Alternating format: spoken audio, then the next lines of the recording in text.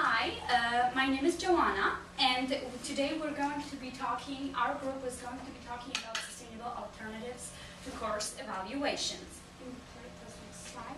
So in our team, there is me, I'm Joanna, and I'm in civil engineering, as well as Jennifer, she's also a civil engineering student. James is in mechanical engineering, Anastasia is in electrical engineering, and Kenny is in computer engineering. Today in our presentation, we are going to be talking about the evaluations, and Jennifer is going to start with the introduction and stating the purpose of our presentation. Then Kenny is going to talk about technical information of our project. Then James is going to talk about statement of work as well as project timeline. And then Anastasia is going to talk about cost analysis of our project. And then I am going to sum up with conclusions. So now I'm going to let Jennifer introduce you to our project. Okay, so every year there's about 900 million trees that are cut down in order to provide paper to the United States. And here at the university alone, we use millions of pieces of paper every day, every year. And one of these, we use course evaluations really repetitively every quarter of every year at the end of each quarter.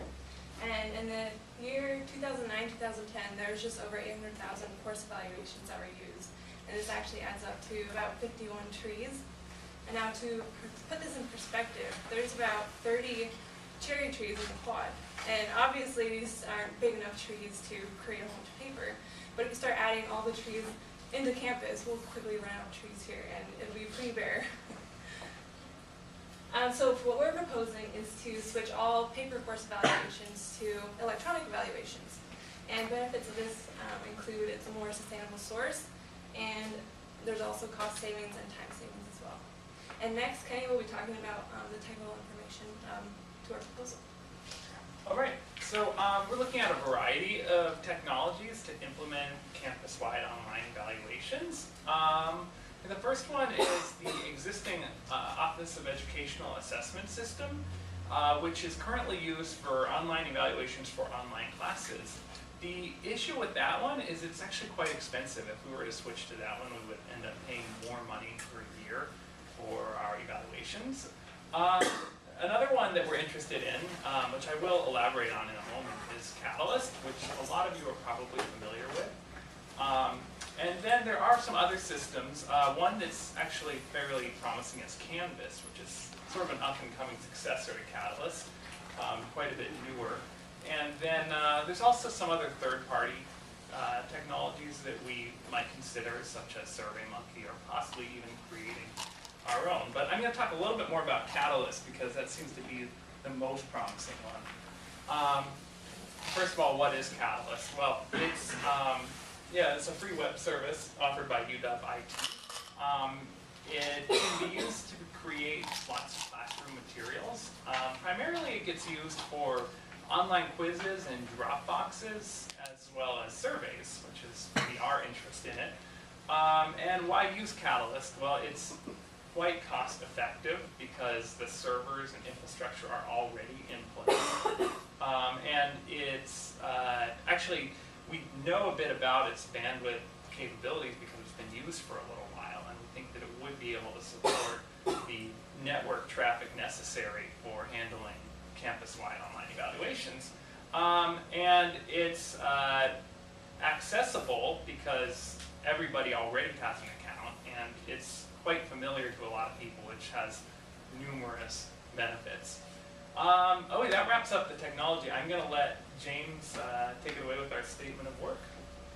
Okay, so the statement of work really, after kind of going through and planning out what we were going to do in order to completely transform the campus from an all paper, or mostly paper evaluation system to a purely electronic evaluation system, we came up with really three main phases of the project. The first phase would be the research phase, where we kind of learn about what's going on campus. The second, which is shown on in the red circle there up on the PowerPoint. The blue circle is the sort of the testing and trial and error phase, where we're basically working out all the bugs of the system, which is shown in the blue circle. And then finally the green circle is the full implementation phase, which is basically expanding this from a few selected departments on campus to the entire UW community. Next slide. Okay, so the first part is the research phase. First part, we need to figure out, okay, so we've got all these paper evaluations, how do we transform it so that it's really easy for people to just go ahead and fill these surveys out online?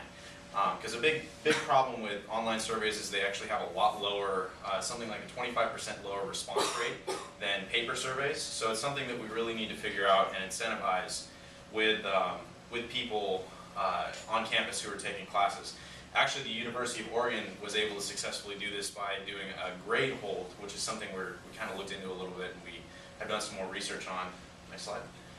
So the next one is we need to test this thing. We need to basically put together a sort of a minimum viable online survey system and be able to beta test this in some classrooms, be able to really see if professors like the system, if people are able to adapt very easily. And I think that they will. We think that in general, like everybody here knows how to use a computer. Taking surveys is something we're all really familiar with.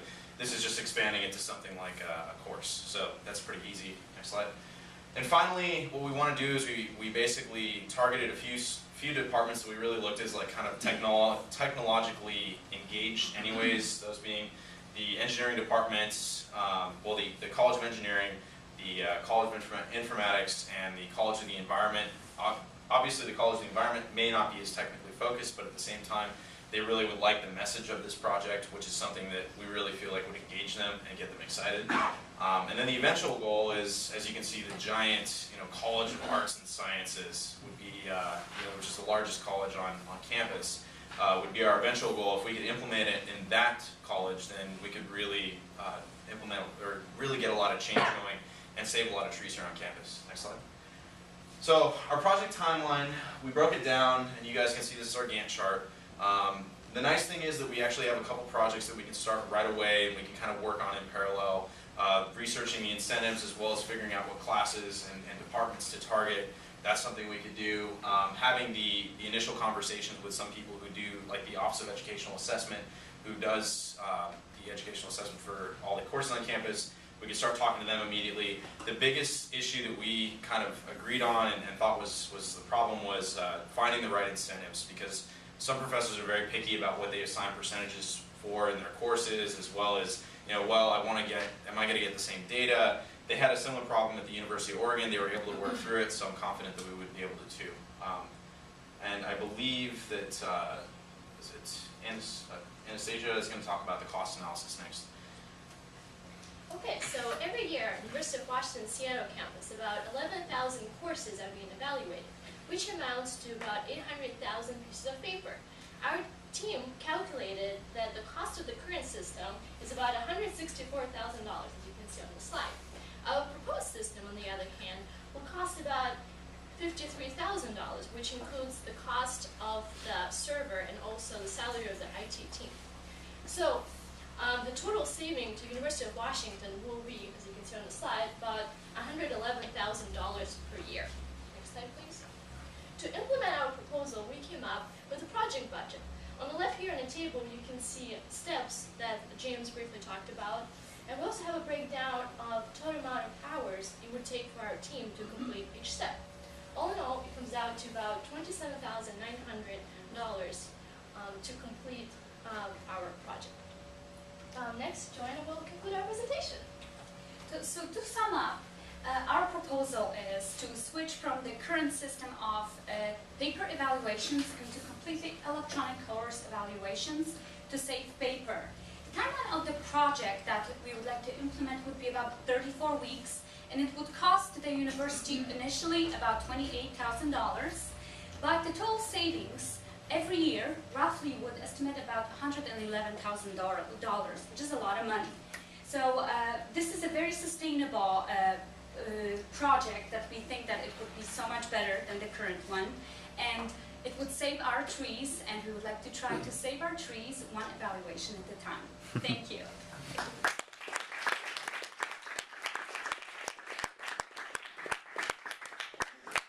you have any questions? The figure $111,000, that's mainly in paper costs and printing? Paper and time, I think. Paper and time, yeah. Because there's a manual behind that. There's put it manually into the computer, into the system, so that's a lot of labor too. They basically have to transcribe everything over. That's a big figure. You said the $54,000 a year number included the salary of the IT team. What did you budget for that? Was it just a number of hours, or were you thinking you do with salary? Yeah, we decided since the Catalyst already has, IT team, we'll be just adding a couple more people that will be able to train existing staff and answer any questions. So we're thinking about maybe just having 2 people that can be mostly work part-time because evaluations are done just at the end of the quarter. So that was our rough number estimate for, those 2 people to be able to run the system and answer the questions that people might have. I've got a question. So can you go back to your diagram that has the phases on it? Which one? Phases? Go back. Oh, yeah. And so now that's I'm sorry, what a Venn yeah, diagram. Are Yeah. your phases, is your Is it phases this one? actually overlapping? A little bit. You can. Uh-huh. It's the. So I kind of wanted to go with something that was a little bit like very clear to understand. Like different colors would illustrate which phases. And I also wanted to say that basically they do overlap a little bit as based on the Gantt chart. That was something that was really important. So, like for instance, when you're doing, I think once we finish step 6, which was just setting up the incentives, we can start targeting departments for switchover, which takes a long time because you have to start that initial conversation with the higher ups. But those can be done at the same time, so yeah, there's overlap. Does that make sense? Any other questions? All right, super job, you guys.